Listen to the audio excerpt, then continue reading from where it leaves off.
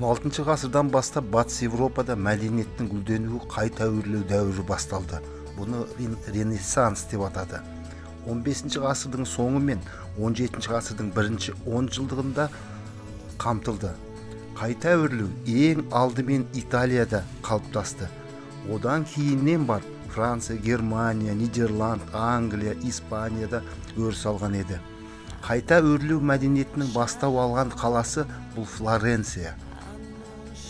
Италияның қайта өрлеу дәуірінде итальянса Ринашименто, французша Ренессанс қайта өрлеу аса ірі қайраткерлер мен оның негізгі қалаушылардың бірі. Леонардо да Винчи тек ұлы суретші ғана емес, ол математик, физик, астроном, архитектор және инженер болған. Леонардо сурет пен мүсін өнерін машықтау мен Флоренцияда оқыды. Ол жас кезінде еңбек етіп үйренді, қиыншылыққа өте төзімді болды. Шәкірттеріне ол былай деді: кім көп еңбек етсе, сол адам бақытты болады деді. Леонардо да Винчи сурет салу өнерінің басты түрі деп есептелді. Адам суретінің көмегімен дүниені таниды. Тәжірибе дүние танудан бір қайнар көздеген тұжырымға келді. Леонардоның Монна Лиза немесе Джаконда деген картинасы бүкіл дүние жүзіне мәлім.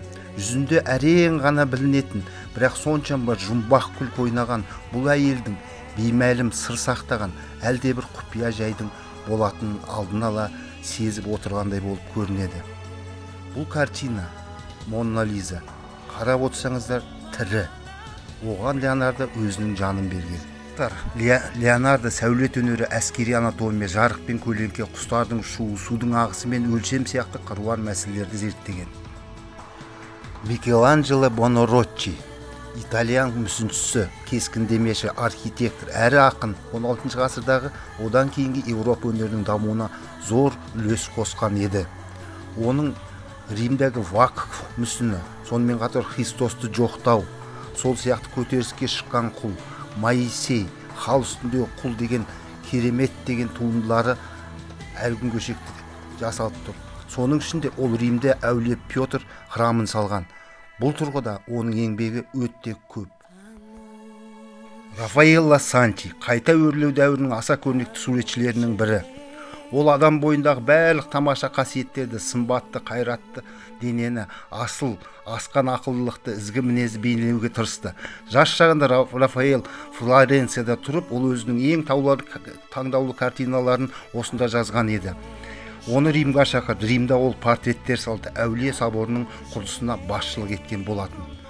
Рафаэллоның Мадонна бейнелеген көп картиналары сақталған. Рафаэлдің ең даңқты картинасы Сикст Мадоннасы. Мұны суретші Италияның шағын қалаларының бірінде әулие Сикст монастыры үшін салған еді. Бұл ғаламат шығарма адамға деген шексіз сүйіспеншілікке толы.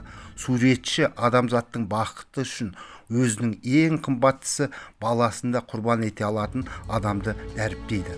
Қайта өрлеу дәуірінің ұлы шеберлері осы күнге дейін адам баласы мақтаныш ететін қайталанбас туындылар қалдырып кетті.